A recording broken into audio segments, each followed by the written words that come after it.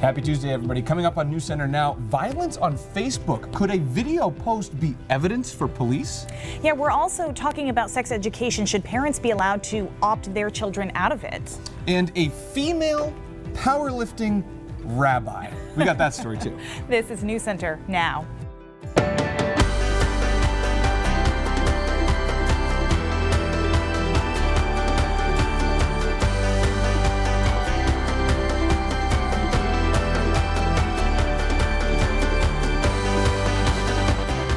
How you doing, everybody? I'm Chris Costa in for Lee Goldberg today. And I'm Amanda Hill. This one is a warning to watch out in your yard and on the road. This has been the big talker today. People have just been sharing this story nonstop. It's been at the top of our charts all day long. So take a look at this. You can see part of the Facebook post by Wells Police, a crash that killed a 400-pound bear on Sanford Road. The bear died instantly, but thankfully no one in the car was hurt. Amazingly, yeah. Now, as News Center's Jessica Gagne explains, those big bears are waking up from hibernation right about now, and police warn they could wander into a neighborhood near you. It doesn't happen often. Never handled a bear collision in 12 years. Deer, moose, or smaller animals, sure, but at 9:20 on Saturday night, it was a male black bear that weighed in at more than 400 pounds that crossed a dark Route 109 in Wells. Came as quite a shock to him. Evidence of the crash involving the bear and a blue car from Massachusetts still remain at the scene.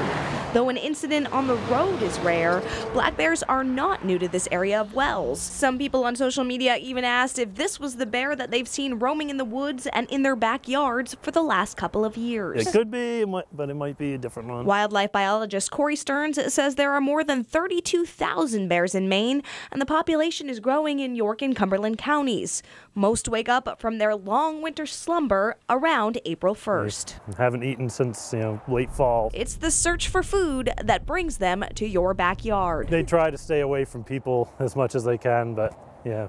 Spring, they're really hungry and they need to find food wherever it's available. Bird feeders and trash are big attractions, but Stearns says they'll venture farther if they have to, as they wait for food to start growing again. Stearns says there are about 30 bear-related incidents reported a year, and Wells Police ask that if you see a bear, you report it so officials can give notices to residents to secure their trash or bird food. And if you have a surprise encounter with a black bear in your backyard, Stearns says to wave your arms and look big and scary and yell, because the bear is likely more afraid of you than you are of it. That is good to know. Yep. Good to know. A lot of people saying they had to look away because it's just so... It's sad. The bear was killed instantly, they said, and everybody in the car was okay. So a happier ending than it could have been. Yes. Awesome. All right. Great advice, Jess. Thanks. Hey, what happened to those summer temperatures? I know, seriously. Keith, doesn't look like they're going to be back for a while. Hold on. Do you guys, I was thinking about the whole bear thing. I've heard this throughout my life. Do you think you would actually have what it takes to stand there and yell at a bear, though? Like real life? Nah. Like a little bear, maybe. I think it depends. I think it depends. If a bear faced off with me, then yes, I think I would. Faced off. Yeah, I mean, listen. If it's high noon and the bear's ready. The mane will come out. Yeah. Don't you worry about that. I think you're going to want to run, though. I think it's the instinct, but yeah, I understand. Anyways, I just killed all my time for weather, so let's talk quickly. Current temperatures in the 40s. We didn't get above the 40s pretty much anywhere today. Unfortunately, Maine, the only state in New England with the cloud cover. Look at it, almost stops right at the border, but it is a pretty thick cloud cover, just a few peaks over southern Maine of some late day sunshine and a few snow flurries across northern Maine up towards Presque Isle. I actually got some reports that these were making it to the ground. Not sticking, but making it to the ground at least. All right, overnight lows tonight will be in the 30s. We've seen this pattern change really distinctly from the weekend, and it's going to last through much of this week, where the temperatures will be in the 40s, maybe low 50s here and there, but that's about it. No real strong warm signals in there. Tomorrow we start seeing some clouds move in by the afternoon, some light rain showers, but notice because of the temperature profile that in the foothills, mountains, and across northern Maine, guys, that's going to fall as some snow tomorrow night, and it won't be the only chance of snow we have during the week. I'll come back later, maybe, if you want me to. All right, Keith, thanks so much. The daughter of a murder victim remembers the last thing she said to her dad. 12-year-old Teresa Reed says she told her dad, "I love you," on the phone, not knowing that's the last time she would speak with him. Police believe Antoine Bethea shot and killed Terrence Durrell on Sunday in Bangor Darrell's family says he was visiting his son for Easter weekend. Police are offering a reward in the case. Coming up tonight at 5:30, you hear from Darrell's daughter and mom about the impact on their family. And from Maine to California, the man at the center of a nationwide manhunt is dead. Yeah, it's probably something you have seen scrolling through your news feed today. Police say Steve Stevens shot and killed Robert Godwin Sr. in Cleveland Easter Sunday and posted the murder on Facebook. Investigators say Stevens' white Ford Fusion was spotted in a McDonald's parking lot in Erie, Pennsylvania today. Police followed him. They say Stevens killed himself as officers approached the car. News Center's Katie Ortiz joins us now. Katie, this story brings up questions about social media and crime and its effect on us. Yeah, absolutely. It's violence basically with an audience, and it's just the latest case like this. So it really got us thinking about how it's changing investigations and how it's changing us as people. Vern Malik, the assistant chief for Portland Police, says social media is a big part of many of their investigations and how they do their jobs, but they've never really experienced the latest kind of crime on social media.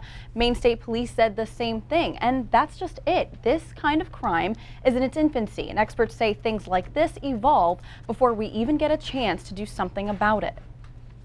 The problem for law enforcement is it takes longer for our laws to catch up, so by the time that we catch up, technology is already 3 steps ahead of that. And so it makes it more and more challenging actually to be able to prosecute or identifying things that are even against the law, because we didn't think about it when we were making the laws, so now stuff doesn't exactly fall under the same criteria, or there's no precedent set yet. Now, we also got a psychologist perspective. He says there are people who want to show you how powerful or desperate they are, and sometimes they're trying to get a point across or feel something was done to them. Social media serves them that platform. I think there are those people who will look and watch, and then there are people who would turn away, and then there are people who will take action, who will reach out to try to do something. So in terms of a general response, does it desensitize us? I think it makes it more available, but it doesn't necessarily make it more appealing. Now, Mark Zuckerberg has responded to the criticism of Facebook's role in all of this. At a Facebook developers conference today, he said, quote, "We have a lot of work and we will keep doing all we can to prevent tragedies like this from happening." So basically both law enforcement and social media are struggling to find that balance. Back to you. All right, here's a look at today's news now with Jess Gagne. No word on a new court date for the Maine man who spent 27 years in prison for a 1989 murder. Here's more news now. Anthony Sanborn and Jessica Briggs were 16 at the time of Briggs' death.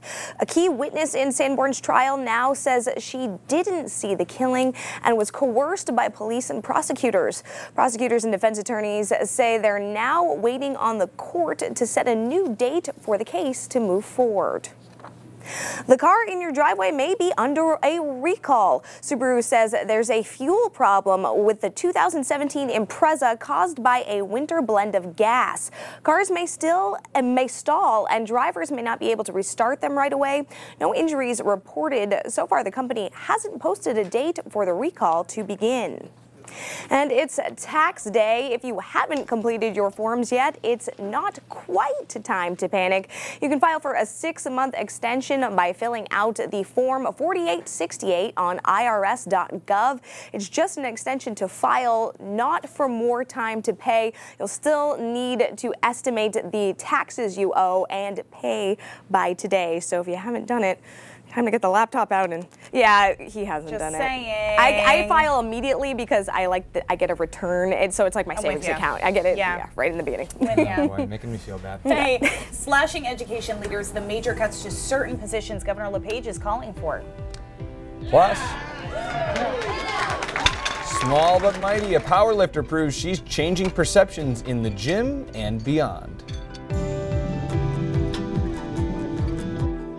The governor thinks the state is top-heavy when it comes to educational leadership, and he's calling for major reform. Yeah, there are more than 140 superintendents around the state right now. The governor thinks it should be closer to a dozen. He's calling on regionalization and consolidation in the administrative ranks.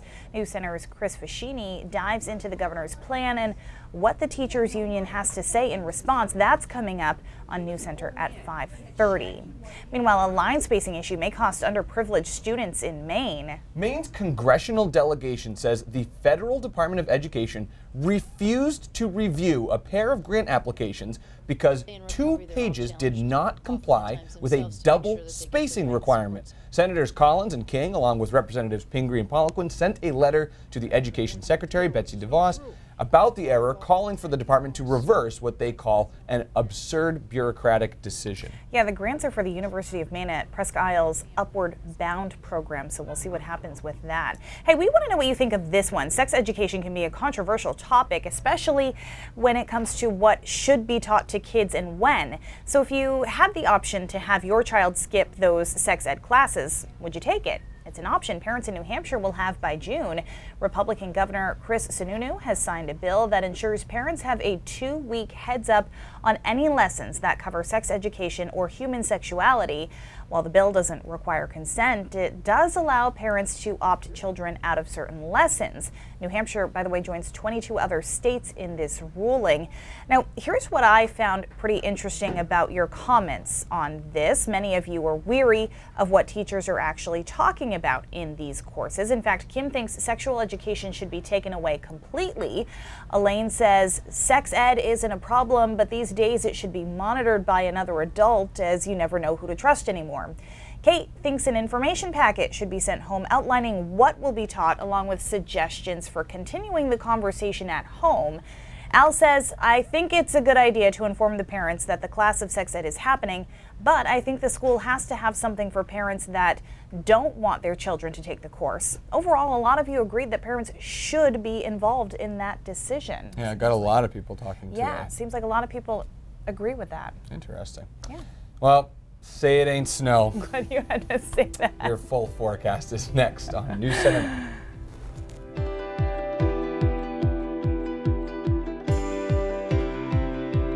Judging by the comments we're getting on Facebook, I think a lot of people want you to go back to your weather cave right now. Or just leave the building completely.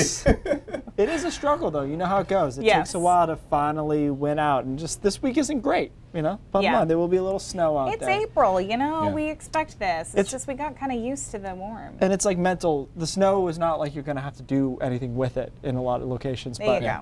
That's the Sit good I back don't know. and That's the best I can relax. come up with, guys. This is that's how I make it sound decent. A high today in the 40s, 43 in Rockland, 43 in Bar Harbor, 37 was the high in Greenville. So yeah, that's way below average. Our average is 57, 58, depending on your location. So we're going to be below that for the next couple of days. I mentioned before, look at Maine. Unfortunately, the only state in all of the Northeast that has cloud cover, and it's pretty thick out there across northern Maine and down east. Just a little bit of sun here in York County and in through the western parts of Maine and through Oxford County as well. But for the most part, it was a mostly cloudy day, and that kept temperatures down. Now, tomorrow we're going to see similar amounts of sunshine, so peaks of sunshine here and there. By tomorrow night, showers start rolling in, and some of those will transition over to snow across northern Maine. It will be cold enough for that. Shouldn't be a huge deal, but we'll see another round move in Thursday night with some showers, and then Friday is another wet day, cool day, and Friday night some snow showers once again. By the way, on Friday night, the snow pellets or sleet pellets could make it all the way to the coastline. So here's our hour-by-hour forecast. Through tomorrow, most of the day is dry. Here's tomorrow night. Starts as rain, but elevation snow across northern Maine through tomorrow evening, early Thursday morning. And then Thursday, we get some breaks of sunshine before our next storm system moves in Thursday night, in through Friday. And again, by Friday night, temperatures are cool enough to support snow in some spots. Now, this is a cumulative map, so it takes into account tomorrow night and Friday night. You'll notice some accumulation across northern Maine, and any of these light blue colors, what it's really trying to tell you here is you may see some snowflakes or sleet pellets mixed in with the cold rain. It's not going to be impactful here, but something you might see Friday night in through Saturday morning. Let me tell you some good news, though. Even though it looks cool all the way through the weekend, take a look where the cold air is Monday of next week, and then watch it push all the way up into central and northern Canada. It's retreating, and you'll notice that as we head into the long range pattern. So we're going in the right direction slowly, but this week was kind of a step backwards. Good news is I think Sunday will be good. I put better because it's not great, but it will feel really nice. Temperatures in the mid 50s there, and then partly cloudy on Monday. But if you gave us 53 after Sunday, we wouldn't have been happy. By the end of this stretch, I think we'll be pretty psyched. Okay. Yeah. couple of days of that, and you're just kind of glad that you took advantage of it when you did. The sun, too, is the main thing. Yeah. Right. By the way, I just want to say Fireman Fred just said it's really cool to see the green screen background on Facebook and actually see the final product on TV. He gets it. Yeah. People like that. Yeah. So thank you. Hey, so whether we actually want to admit it or not, we know it's really important to exercise. I know you guys do. Maybe I don't. I see Costa there almost every morning. Yeah, I'm not there. That means he's there almost every morning. But if you've been putting it off, starting to work on the Beachbody, this woman's about to put you to shame. Oh yeah, make you feel super lazy. Tonight we want to introduce you to a competitive weightlifter with a unique day job. This gym in Westbrook is not your average fitness facility. It's a powerlifting gym hosting dozens of lifters in Maine's first official female-only meet. Among these women is Carolyn, wait for it, Braun. This is one place in my life that I don't have to think. Quite the last name for a powerlifter. Hopefully I just grab it and lift it, and then I'm thinking, oh my God, what have I done? And then I hope to get to the top. She's not the biggest, nor the strongest, but she's no stranger to standing in front of rooms full of people. Carolyn is a rabbi and teaches classes in addition to her duties at Temple Beth El. End of biblical Judaism. I doubt the whole congregation knows it, but they wouldn't believe it if they really knew it. We won't see another one, right? Not a rabbi of that strict. 2.5. Coach Matt Israelson says Carolyn is one of his most coachable clients. I like people to realize if you stay with this, what can happen. And they realize there's some goals.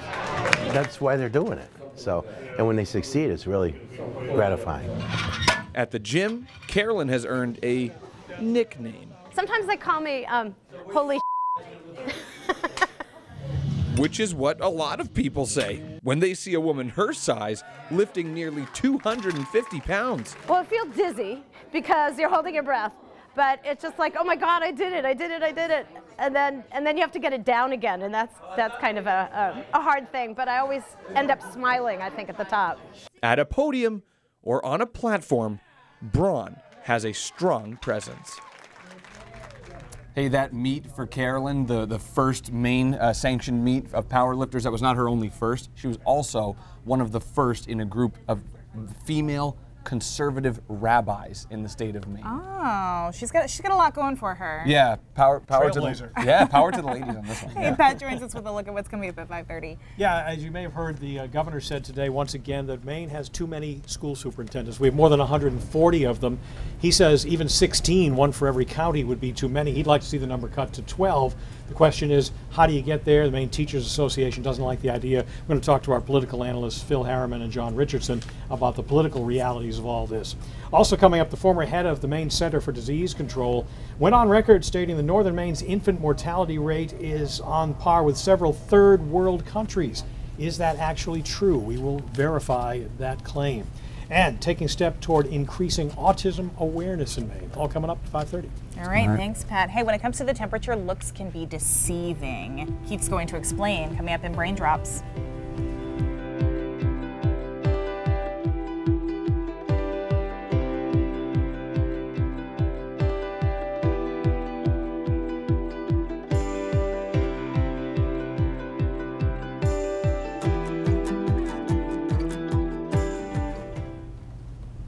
All right, today's Brain Drops. Looks can be deceiving, as you mentioned, when it comes to temperatures.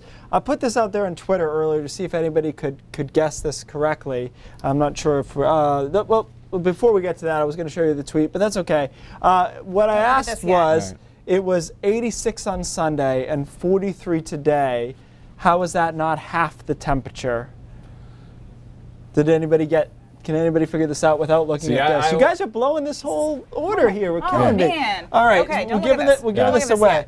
But I already know because you there's told me. There's a reason behind this. Wait, so, you know already? No, he told me. I told him. 43 is not half of 86 when it comes to temperature, and here's why. Now you can get out of the way. Because it's something called the Kelvin temperature, which Kelvin is the official scientific unit for temperature.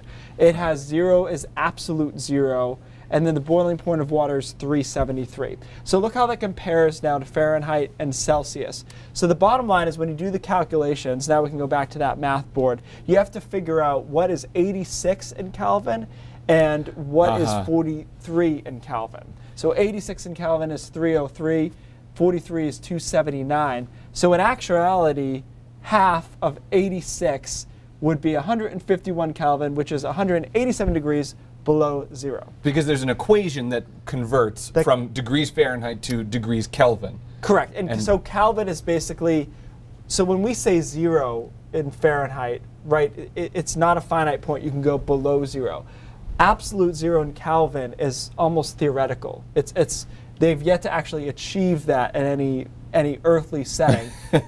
But that's the absolute coldest anything could ever be. Molecules would cease to move. So that's zero. That's boiling. Everything else falls in between. For those of you who are shocked by Keith's wisdom here, I went to college with him, and I can tell you that in the meteorology degree, you basically are a math major. And this is something I learned in thermodynamics. Yep, I remember that. Linden Less State. confusing. That's why I wasn't a meteorologist. News Center at 5:30 is next.